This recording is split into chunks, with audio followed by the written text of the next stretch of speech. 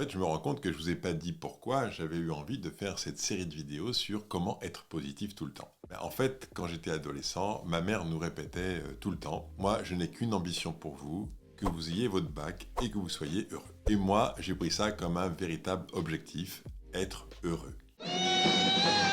Mais en fait, être heureux, c'est mettre la barre très très haut, parce que c'est énorme comme objectif. Et donc du coup, j'ai réduit, c'est pas que je l'ai réduit, c'est que j'ai compartimenté en sous-objectifs. Et un des sous-objectifs, ça a été de voir comment je pouvais être positif tout le temps. Donc, dans la première vidéo que je vous ai présentée, je vous ai parlé des pensées positives. Ensuite, je vous ai parlé de la reprogrammation du cerveau avec une technique d'ancrage de sentiments positifs. Dans la précédente vidéo, je vous ai parlé de la psychothérapie. Et aujourd'hui, je vous présente une approche simple et efficace pour être positif tout le temps. Et on va parler de type de personnalité parce qu'on peut obtenir des résultats extrêmement rapides et c'est beaucoup plus court en termes d'investissement que la psychothérapie. Je ne suis pas en train de dire que l'un remplace l'autre, je suis juste en train de dire qu'il y a deux approches, mais que celle dont je vais vous parler aujourd'hui peut avoir des résultats extrêmement rapides. Dans un premier temps, je vais vous parler de qu'est-ce que c'est qu'un type de personnalité, peut-être vous ne le savez pas. Dans un deuxième temps, je vais vous dire ce que ça apporte. Ensuite, pourquoi on n'ose pas être pleinement dans son type de personnalité. Et bien sûr, on va t'amener sur quelles sont les conditions pour qu'une formation ou une approche que vous suivriez sur les types de personnalité ait un réel impact sur vous. Alors, qu'est-ce qu'un type de personnalité ? Eh bien, en fait, vous avez un ensemble de comportements tout au long de la journée que vous avez pour plein de raisons.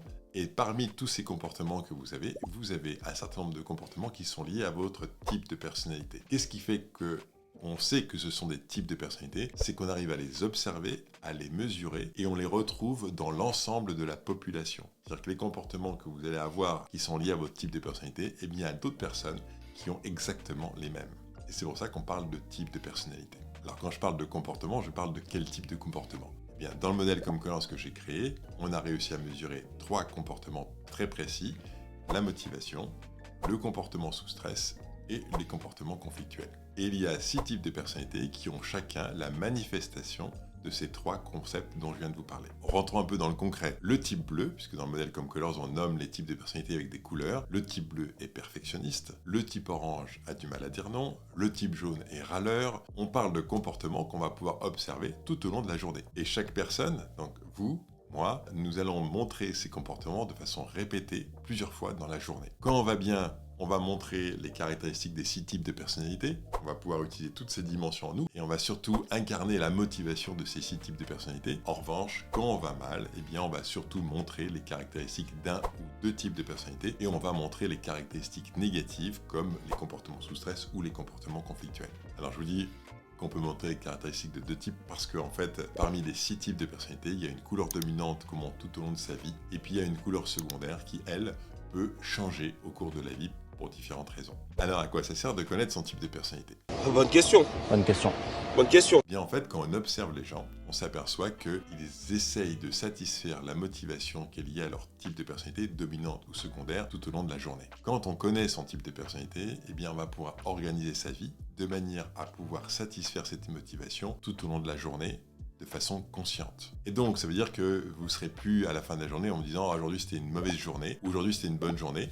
Vous saurez que quand c'est une bonne journée, c'est parce que vous avez pris soin de votre motivation, de votre type de personnalité. Et quand c'est une mauvaise journée, eh ben c'est parce que justement aujourd'hui, vous ne l'avez pas fait. Et on va regarder ensemble que, en fait, ce qu'on observe, c'est que beaucoup de personnes n'osent pas satisfaire la motivation qui est liée à leur type de personnalité. Alors pourquoi ?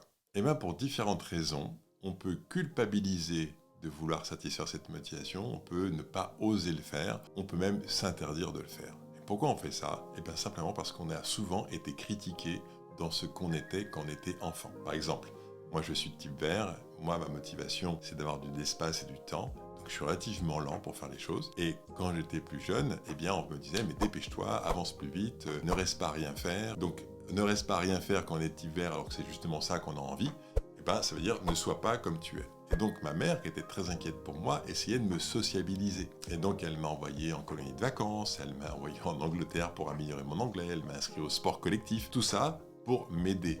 Et d'une certaine manière, elle me fait passer un message qui est « c'est pas ok que tu restes dans ton coin tout seul parce que c'est pas ça qui est bien pour toi ». Donc vous comprenez que quand on est dans un certain type de personnalité avec un certain comportement et que ce comportement est critiqué, en particulier la satisfaction de sa motivation, donc moi, avoir du temps pour moi, et bien du coup, on finit par se dire, il faut pas que je sois comme ça. Si par exemple on prend le type orange, qui lui a besoin de se sentir en lien avec les autres, eh bien il peut être critiqué quand il est adolescent, par exemple, en lui disant « mais t'es un vrai pot de colle, faut toujours que tu grattes l'amitié, que tu essaies d'être ami avec tout le monde ». Donc ça veut dire que cet enfant qui entend ça se dit finalement quand je fais ça, c'est pas bien. Et donc il va s'interdire de s'approcher trop près des gens, il va pouvoir s'interdire de partager ses sentiments en se disant quand je fais ça, c'est pas bon. Si vous prenez le type jaune qui lui a besoin de nouveautés, de liberté, d'être différent des autres et qu'on lui répète inlassablement qu'il n'est pas sérieux, qu'il n'arrive pas à se concentrer, qu'il passe d'une tâche à l'autre et que c'est pas comme ça qu'il va réussir, il peut du coup s'interdire d'être différent, s'interdire de changer d'activité comme il en a réellement envie, en se disant si je fais ça, je ne suis pas bien. Le type violet, lui, il aime les débats, il aime les échanges, il aime donner son opinion. Et il peut tout à fait avoir été critiqué dans son adolescence parce qu'on lui dit tu commences à nous gonfler avec tes idées là. Tu veux pas t'amuser, tu veux pas te détendre un petit peu ?» Donc lui, il comprend qu'en fait, donner son avis, c'est être exclu du groupe, ne pas être apprécié par le groupe. Et donc il peut s'interdire de donner son avis et de ne le faire finalement qu'avec certaines personnes en qui il a confiance. Maintenant, si on prend le type bleu qui a besoin de tout comprendre, qui a besoin de poser des questions, qui a besoin de planifier, de structurer, d'organiser les choses, c'est typiquement l'élève quand il est en classe, une fois que le prof a donné une consigne d'exercice, « Oui, mais dans l'exercice que vous avez donné, vous voulez qu'on aille jusque-là ou vous voulez qu'on s'arrête là ?» Et le prof va dire « Ah ben non, vous allez jusque-là, évidemment !» Et tous les autres élèves vont dire « Ah, mais c'est pas possible avec ces questions-là, le faillot là qui va encore nous rajouter du boulot. » Et donc le type bleu, il entend que être qui il est, avoir besoin de plus d'informations, c'est mal perçu par les autres et que c'est recevoir des critiques. Donc il va s'interdire de poser des questions. Il va s'interdire de montrer à quel point lui il a fait son travail, parce que s'il dit qu'il a fait son travail, on va encore dire « Ah, c'est ça, tu veux te faire bien voir par le prof. » Alors que c'est pas pour ça qu'il fait ça le type bleu. Et maintenant, si vous prenez le type rouge qui lui a besoin de se sentir important, bien qu'est-ce qu'il risque d'entendre comme reproche ? Que c'est un frimeur, qu'il se la raconte, qu'il se la pète. Et du coup, qu'est-ce qu'il risque de faire ?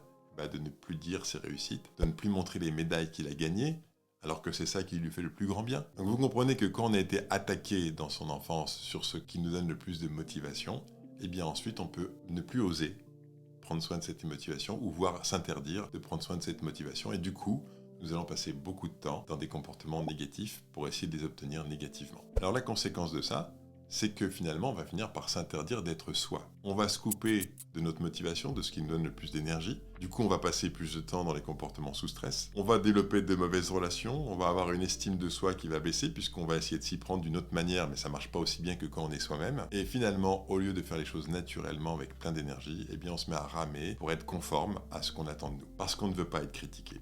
On a envie d'être aimé. Donc la clé, c'est de partir à la découverte de soi. Une des manières de partir à la découverte de soi, c'est de comprendre son type de personnalité, de le découvrir, de se l'approprier et d'accepter d'être comme on est. Finalement, de se reconnecter à ce qu'on a toujours été, mais dont on s'est éloigné par peur de ne plus être aimé, de ne plus être apprécié. Alors quel est l'avantage d'une approche sur les types de personnalité ? Bien, je vous ai parlé de la PNL, qui est les techniques d'ancrage, sauf que moi, pour réussir à faire ça, depuis que je suis une formation de 12 jours, c'est quand même un peu long comme engagement. Ensuite, je vous ai parlé de la psychothérapie, qui m'a vraiment transformé, qui m'a vraiment aidé. Mais là, on s'engage sur des mois, voire des années de travail sur soi. Et puis, je viens de vous parler des types de personnalités. Dans l'approche comme Collange que j'ai développée, eh bien, c'est une formation de 2 jours. Donc en fait, on peut obtenir des changements profonds juste au bout de 2 jours, ce qui est quand même énorme. Alors qu'est-ce qui est génial dans cette approche ? Eh bien, c'est qu'en fait, c'est bienveillant. On ne critique pas. Et puis, on ne nous demande pas de nous adapter à nouveau. On nous demande juste d'être qui on est. C'est quand même top, il n'y a pas d'effort à faire, il y a juste à se remettre en contact avec qui on est vraiment. Et le processus d'acceptation, c'est-à-dire de se réapproprier qui on est, prend quelques mois après la formation. C'est assez rapide. En fait, ça prend un petit peu de temps pour réussir à réorganiser sa vie de manière à prendre vraiment soin de qui on est. On vient juste réactiver quelque chose qui a toujours été là, qui était là dans l'enfance et qui s'est un peu estompé avec les années. La seule chose qui peut demander un petit peu d'effort, c'est d'expliquer aux autres notre mode de fonctionnement. Mais en même temps, pendant la formation, on apprend à voir comment on peut expliquer ça aux autres assez facilement. Alors vous pourriez vous dire, moi j'ai déjà suivi une formation sur les types de personnalités et j'ai pas du tout vécu ce processus-là. Oui, parce qu'en fait, il y a 4 critères absolument essentiels que vous devez vérifier avant de vous lancer dans une formation comme celle-ci pour être sûr que vous allez obtenir le changement que je viens de vous présenter. Le premier critère, c'est de choisir un modèle de personnalité qui finalement va remettre en cause le résultat du questionnaire. Alors, je vous explique en quelques mots. Quand vous faites une formation sur les types de personnalités, on vous demande de répondre à un questionnaire de personnalité. Si l'approche qu'on vous propose, c'est de vous expliquer les résultats du questionnaire en vous disant voilà qui vous êtes, eh ben, vous risquez surtout pas d'avoir le processus de découverte de vous-même. Pourquoi ? Parce que quand vous répondez à un questionnaire de personnalité, vous dites comment vous vous percevez. Vous ne dites pas quel est votre type de personnalité, vous dites voilà comment je me perçois. Et quand vous répondez à ce questionnaire de façon tout à fait honnête, vous dites aussi bien les comportements qui sont liés à votre type de personnalité que tous les comportements que vous avez appris pour vous adapter à votre environnement. Et vous mélangez tout, ce qui est complètement normal. Donc, une approche qui vous permettrait de vraiment trouver votre type de personnalité, c'est une approche qui va partir du résultat du questionnaire, mais qui va venir confronter ces résultats à votre vrai comportement au quotidien. Et là, vous allez pouvoir trouver votre type de personnalité. Mais pour réussir à faire ça, et là on arrive au deuxième critère, il faut absolument choisir un modèle de personnalité qui a une psychométrie approfondie, précise. C'est-à-dire que si on veut pouvoir vous aider à trouver votre type de personnalité, il faut bien s'appuyer sur des critères extrêmement précis. Par exemple, vous pouvez vous dire que vous êtes perfectionniste. C'est le cas. Est-ce que vous êtes perfectionniste parce que vous êtes naturellement comme ça, ou est-ce que vous êtes perfectionniste parce que vous avez été contraint de le devenir par votre environnement ? C'est pas du tout la même chose. Dans le premier cas, vous êtes vraiment un type bleu, tel que j'ai décrit tout à l'heure. Dans un deuxième cas, vous avez juste développé une capacité à être perfectionniste quand c'est attendu. Et ça fait deux choses différentes. Eh bien, si vous n'avez pas des concepts extrêmement précis pour vous aider à trouver, vous risquez de rester dans le flou et de ne pas vraiment trouver votre type de personnalité. Donc, choisissez un modèle qui a une validation psychométrique et qui a mesuré les comportements des types de personnalités et pas seulement le type de personnalité. Donc, renseignez-vous avant de démarrer. Troisième critère, c'est que, en fait, l'approche que vous allez avoir est une approche qui consiste à vous aider à vous approprier ce que vous êtes. Si l'approche consiste à vous dire qu'il faut que vous développiez de nouvelles compétences pour être bien, alors ça ne va pas du tout vous aider à reprendre contact avec qui vous êtes, parce que justement, si vous suivez une formation, et beaucoup de formations sur les types de personnalités vous disent, en fait, il vous manque quelque chose. Vous n'êtes pas assez organisé, vous n'êtes pas assez sensible, et du coup, vous devriez développer la couleur bleue, ou vous devriez développer la couleur orange. Et moi, je me suis aperçu que ça ne marche pas comme ça.